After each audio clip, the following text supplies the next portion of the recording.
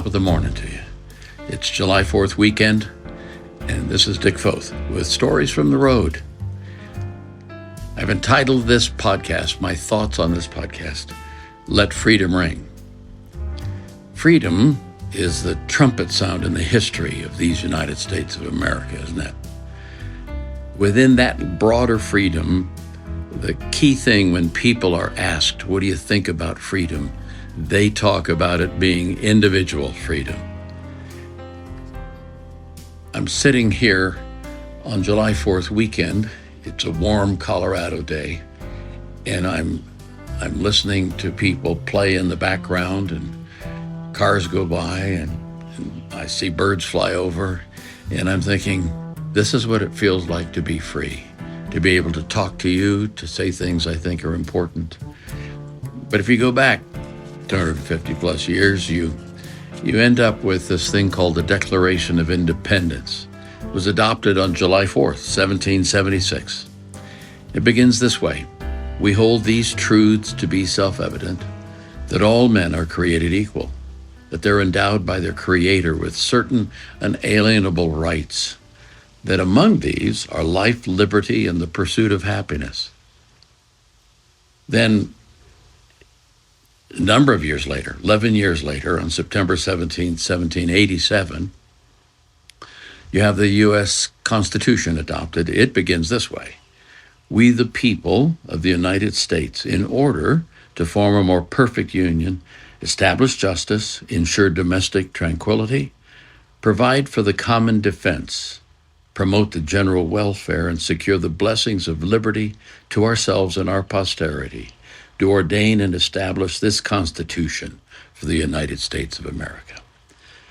The Declaration proclaimed the separation. The Declaration of Independence declared the separation of the 13 American colonies from British rule. The Constitution established the framework for the United States government. One document says this is what freedom looks like. The other says once we have freedom, this is how we keep it. It was attributed, I think, to Benjamin Franklin after the Constitutional Convention, that somebody said to him, Mr. Franklin, what have you given us? And he said, we have given you a republic if you can keep it. So when we think about freedom, it really gets distilled when you listen to the comments of Franklin Delano Roosevelt in 1941 as we were about to come into World War II. And as America entered the war, he gave what is called his Four Freedoms speech. And he defined it this way: the freedom of speech, the freedom of worship, the freedom from want, and the freedom from fear. I have with me a friend that I've known now for, 19 years. His name is Kirk Foster, and he hails from here in Fort Collins, Colorado, but he currently is based in Fort Leavenworth, Kansas, and I'd like you to meet him.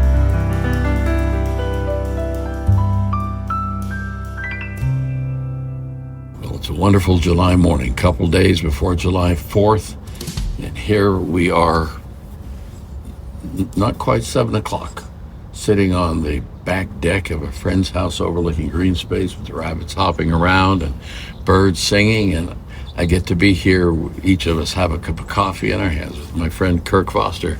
Kirk, how are you? Doing great. It's wonderful to have you here. Thank you. Thanks for having me. This is where you grew up, in this town. It is. Graduated. This house. This house. This house. Riffenburg Elementary is right there. That's where I went to elementary school. Good. This green space that you're just talking about, this is where, growing up, that tree, that was Billy Kid's hideout, Sherwood's Forest, whatever we could imagine. That tree was our That was your adventure spot. Exactly. Well, you've had a fair amount of adventure since then. You graduated high school here in Fort Collins, and you were 18, and I guess trying to figure out what to do with your life. What happened? Yeah, no, I made the decision to join the Army. I remember telling one of my friends, he asked me, why are you joining the Army? There's nothing going on right now. This was 2000 at the time. And I told him I'm going to join the Army, get 4 years, have money for college, and then I'll just have an adventure and then come back and go from there. Have a life. Yeah, and then now I'm about to hit 24 years of service this month, at the end of this month. So, what happened, for Pete's sake? So September 11th happened. Week 3 of basic training. So basic training. My basic training. 9/11. Again, we're not currently in a state of conflict. But no, it's going to be, Army in general is going to be a challenge, but I'm excited, doing well in basic training. And then pretty soon, some of the soldiers that we would call KP duty, which is, kitchen, washing dishes. Peeling potatoes there. They start running back to our bay, kind of letting us know what is happening, because they're seeing the TVs that are up. And then that night, drill sergeants kind of come in with an old rolling in TV, and they kind of show us news clippings of what's going on. And of course, rumors start flying immediately that basic training is going to get cut down to 6 weeks.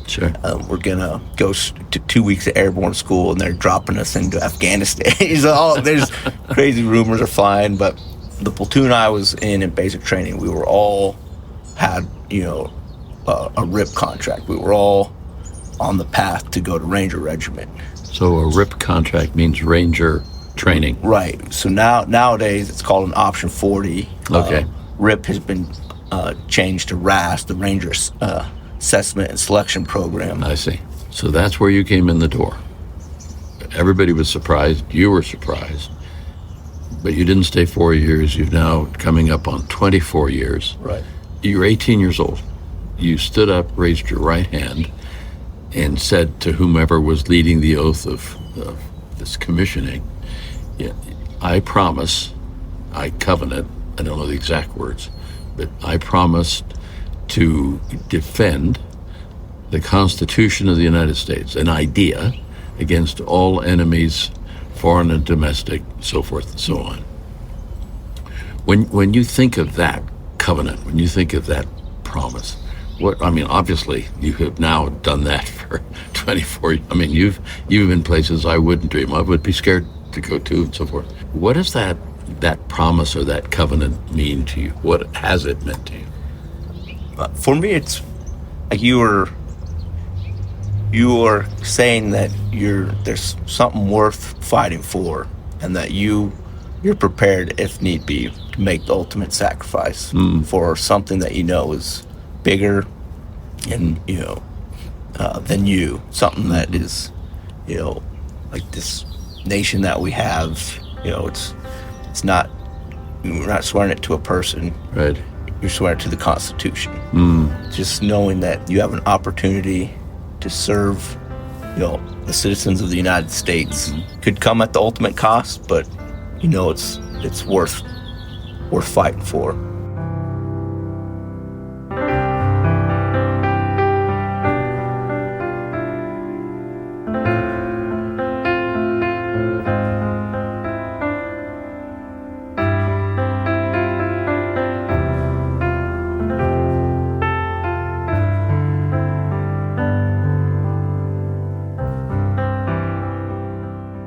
When I say the word freedom, what do you think of? For me, it's really like what we're doing right now. We are able to just sit out here on this porch, have a cup of coffee, talk about whatever we want to talk about. It could be anything. We're not scared of any We aren't going to jail for this. Right. As far as we know. Yeah. So, and then, the kids inside, are going to grow up. They'll come, wake up, and soon they'll be outside running around, playing. They're not scared of anything. You and I met on a Sunday some years back. Well, you were 23 at that time. How old are you now? 42. 42. I can almost remember that year. I do remember. You were a guest pastor at Timberline. Speaker, yeah. And that, forever at the end of the the service, my dad, I remember like, hey, I was getting ready to deploy. Let's you go were going to be deployed for what number? So I think that would have been my fifth deployment. Fifth deployment into a combat area. And you were 23. I was a fire team leader, going into, knowing that we were headed into Ramadi, which this would have been the second deployment back to Ramadi, which and Ramadi, a fire team is what? Four soldiers. So a squad consists of 2 fire teams, and then the fire team leader is kind of that first leadership position. The point person. Right. Kind of tip point of the man. spear. Yeah. So here you are, almost 20 years later. Over the years in combat situations, you've been deployed many, many times now. You are now a sergeant major, and you say, in the Army, they kind of throw that together and say sergeant major, right? That comes out like, and it's the highest enlisted position someone could have. And a lot of people spend their whole careers, serve well and all of that. You have a unique distinction in that some years ago, your picture was on the front page of the Army Times with 9 other fellas as one of the 10 most decorated folks since 9/11. I'm just going to say this. It's hard for me to say. It sounds crazy for me to say. There are folks who go their whole career. They get Purple Hearts for being wounded in battle. They get commendations and so forth. But to have a Bronze Star, for example, that's a high accolade. You have 2 Silver Stars and 5 Bronze Stars. Now, last time we talked, you had 3. I don't know what you've been doing, but you got 5 Bronze Stars and 3 Purple Hearts. I mean, just for me to say that is a mouthful. How do you see that? Because you don't swagger around or wear them on your jacket all the time, or I mean, how do you reflect on that? Yeah, I'm definitely proud of the awards. Right. But it's always never been a focus point. It's not a goal. Right, because I mean, of each one of those circumstances as actually means something is not going well. Ideally, a perfect mission would be no shots fired, everybody comes back. Right. So lots of those things are not going as planned. So I'm proud of what I've done, but would give them all back, for a couple of my buddies to still be around. I just have to stop here for a moment and reflect on what Kirk just said. I'd give them back in a minute if I could get a couple of my buddies to still be here. The idea of the value of life in this battle for freedom is so profound and so deep. When he said that, I have to just say it took my breath away. But they're also, for me, they're good reminders of what my experience and how I could take what I've been through and use it to train, the next generation. Yeah. So that if they ever go through similar circumstances, they're better prepared than I was. And I would say I was decently prepared. Sure. But we can always be better. I don't know what truck this is. This could be a tank. Is this a tank? I thought this was going to be a nice quiet. It's a garbage truck. we just like a little ambiance, folks, while we're chatting.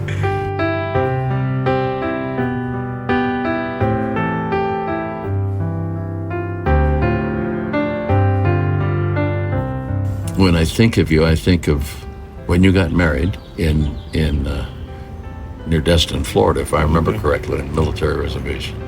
And I was just there, but walking in where you signed the book to go in, you had pictures of some of 2 or 3 of your buddies who didn't come home, and at least one set of their parents, if I remember correctly, were there. You're in this company, this family of young men and young women who make a promise, and I can't speak for the whole nation, but I can speak for me and say thank you. No, You know, appreciate that. I just, I'm always reminded, because I've been at several services at Arlington Cemetery over the years, and the folded flag and the taps being played, and the officer kneeling before the grieving party, saying, here's the service of your son or your brother or your father, from a grateful nation.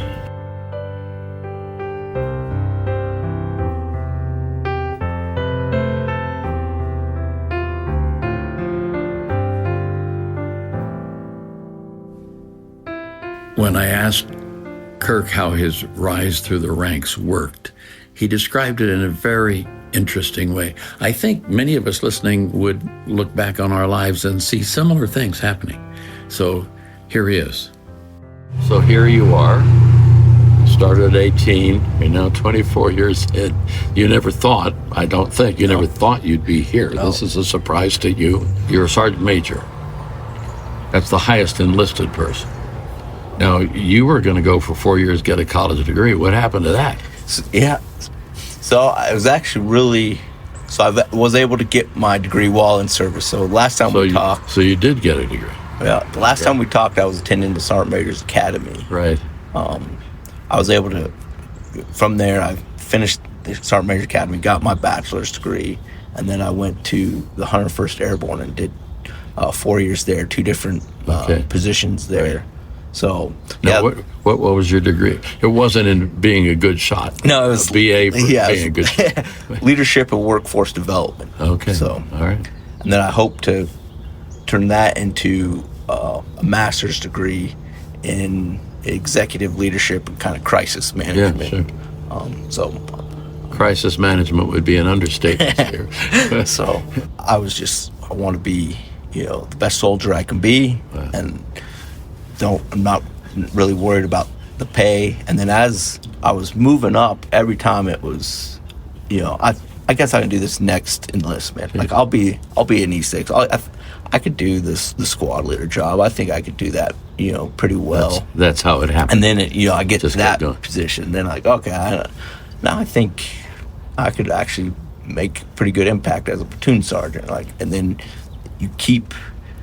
now, even leaving the Sergeant Major's Academy, it was I'll go do my Op Sergeant Major time, and then call it good there. But then that battalion Sergeant Major, and then now I have the opportunity to influence 700 plus soldiers every day. And then with my background, it's almost, I feel like a responsibility that I have of what I've learned and gone through. It's my duty, my privilege to pass that stuff on to these next soldiers. So now you're traveling around the world in your current position out of Fort Leavenworth with the colonel and some advisory generals, some general officers, to help train troops where they are, and you're in that collaborative thing. I have a friend, as you know, who came out of college and during Vietnam ended up going to the Navy for 4 years, leaving, come back. They re-recruited him, and he ended up leading the Navy between 2000 and 2005, Admiral Vern Clark. And he tells the story when he's a young officer on a destroyer, and a chief petty officer came, an older guy, which would be you on the Navy side, right? Came up at one point, put his arm around this young, freshly scrubbed lieutenant or lieutenant commander, whatever he was, and said, "Son, I'm going to help you be a good officer." You may be down the food chain from general officers, but there's a certain sense in which you are helping not just people who are in the trenches, but people who are going to be commanders or captains and majors and so forth, be good captains and majors, right? I mean, learning the hard work of being in the trenches. Right. Would that be fair to say? No, that absolutely. And I think that's one of the added benefits of my current job is at Leavenworth. Majority of my unit is majors, colonels, lieutenant colonels. A lot of them are about to take on that next leadership role. And that's what I've been able to tell them is, my door's always open. Sure. I mean, we've had some great conversations with majors that are getting ready to go be promoted, go to their pre-command course, lieutenant colonels. Sure. Just being able to kind of talk to them about what I think officers have done well, how they can maximize their involvement of their NCOs. Who would not, if they were thinking people, and I'm sure they are, want to go and sit down in an office, because you can have younger officers who are freshly scrubbed in their 20s, you're 20 years older, come in and sit down with somebody who has 2 silver stars and 5 bronze. I mean, who wouldn't want to do that? And I'm only bringing that up, not because you would bring it up, but I'm saying to have been in those situations and survived and desire to pass on what you've learned is for me sitting here, is a profound thing. You're talking to a guy who's on his 84th trip around the sun, and his military record is 1 semester of Air Force ROTC at Cal Berkeley. You know this, that's like a philosophy class. And so I have to say that I'm in awe in the best sense of who you are, what you've done, and you're this down-to-earth person who not only knows stuff, but you've done stuff. As I talked to Kirk and he explained just all of the things that he's been involved in and his hopes and his assessments of how things might be or could be, I wanted to ask him the deeper question about what it meant for him to have made a commitment to another kingdom beyond the United States of America, to this idea of the kingdom of God, not the idea, but the essence of the kingdom of God found in a commitment to Jesus Christ. And this is how he responded. Absolutely, because for one, it's I do feel like out here playing soldier, my senior quote was from the Ranger Creed. Like, I'd always, joining the Army, the military was something, I knew I was going to do as well. I know that was what the Lord was calling me to do. And then never wasn't really ever aspiring to be a leader. God has put me in. I think was where I was at, where I needed to be throughout my whole career. So trying to, again, have the opportunity to positively shape soldiers on a daily basis. So I take that responsibility, just am humbled by it, and then being able to kind of show them through my faith how you can do that the right way, how you can be a lethal soldier, but also be a good husband, good father. You train hard, do all those things, and be a follower of Christ. There's power in that, knowing that He's looking out for you. Where you're spending eternity. That when you run off the back of the helicopter, you know where you're going to end up, regardless of how the mission turns out. You know where you're going to spend eternity. So a little bit, I definitely feel like I'm doing what God has wanted me to do. I've trusted in Him. My career has had many turns that I didn't think was where it needed, where I wanted it to go. But it's always worked out for the best for me and my family. So very, very grateful for that.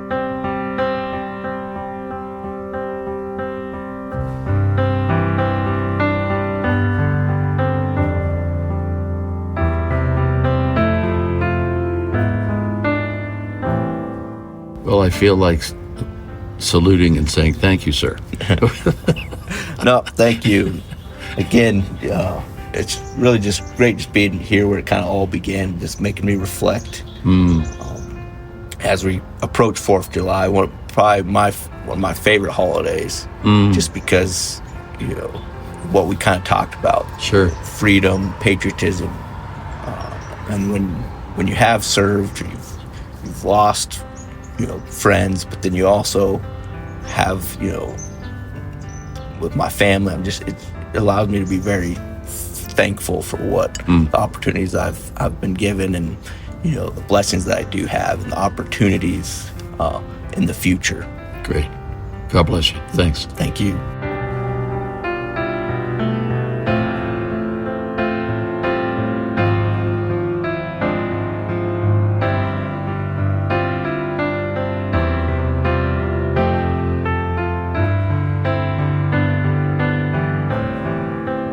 As I wrap this up on the 4th of July weekend, 2025,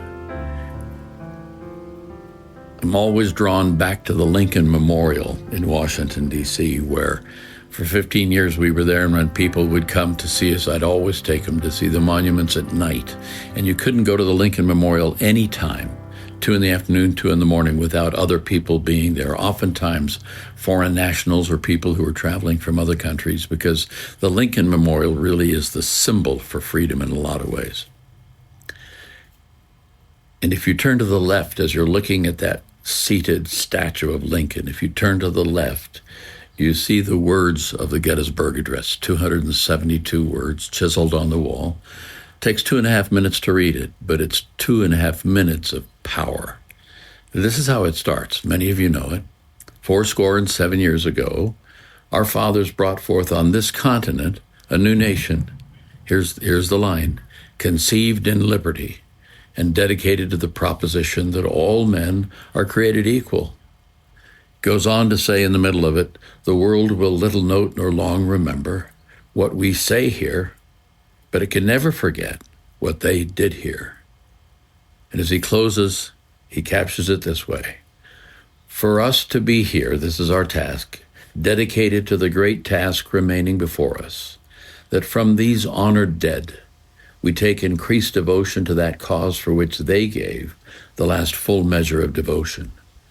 That we here highly resolve that these dead shall not have died in vain, that this nation under God will have a new birth, that this nation under God shall have a new birth of freedom, there's the word again, and that government of the people, by the people, for the people, shall not perish from the earth.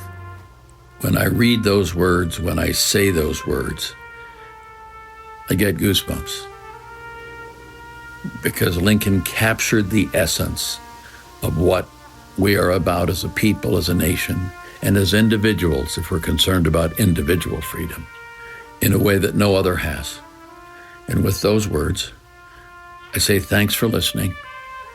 God bless you. God bless this nation. God bless all the peoples around the world that long to be free. We'll catch you next time.